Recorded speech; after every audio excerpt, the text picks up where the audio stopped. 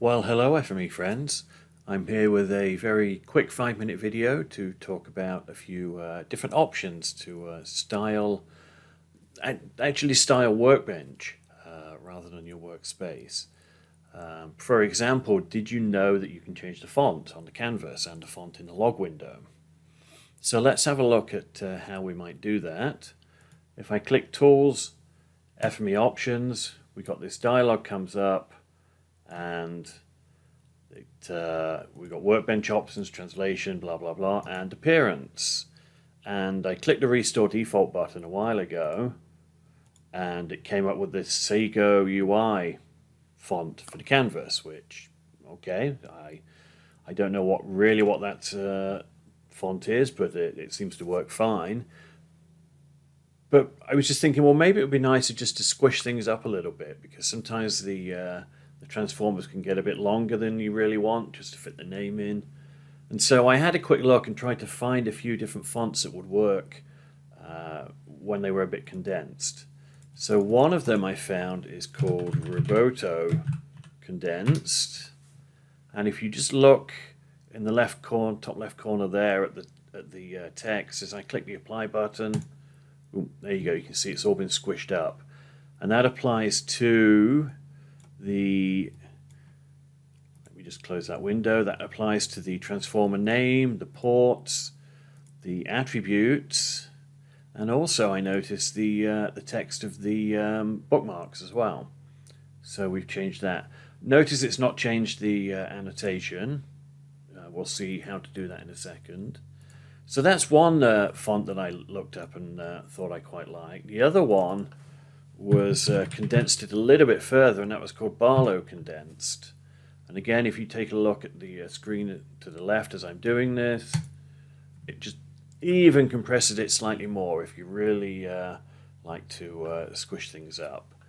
And I mean, for the most part, I guess it doesn't really make too much difference. You can't sort of make the transformer any narrower than the minimum. But for bigger name transformers like the raster band interpretation cursor, it does save a bit of space like that. So yeah, it's just a way to make things a little bit more condensed. But actually, I'm going to keep that there for a second, because another option is the annotation font. So I'm going to change back to Roboto, because that Barlow is just a bit too small for me.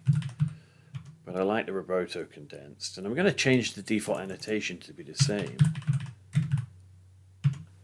And I can just increase the size as well slightly, just to sort of make it a bit taller. And this is the default annotation font, so it won't change any of the annotation I've added already, but it will change annotation that I add now. So there we go. So that's how I make a smaller transformer like that. It's just a bit nicer to make it a bit more condensed. You can sort of squish things up a little bit more, make your transformers smaller. They don't need to be quite as big as they were before to fit the whole name in. And yeah, I like that. And I thought, well, if I'm doing that, what I might do as well is change the font in the log. So I'm going to change that as well to Roboto Condensed. I'm going to leave the size at 16. I have it a bit bigger just because I normally take a lot of screenshots, and so, or I do presentations online and it's easier to see. But I do like that being condensed as well, because I mean, a lot of messages start to get a bit longer at some point, and having it condensed like that just helps fit it into the display a bit better. Now you might be wondering, well, where do I get these fonts from? Well, that's pretty straightforward actually. You can go to Google Fonts, fonts.google.com. They're all open source fonts and icons.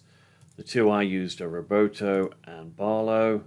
But what you can actually do is you can search for ones, like you can search for the word condensed, and you can see the different types. You don't really want handwriting, I shouldn't think, but some of the other ones might be useful.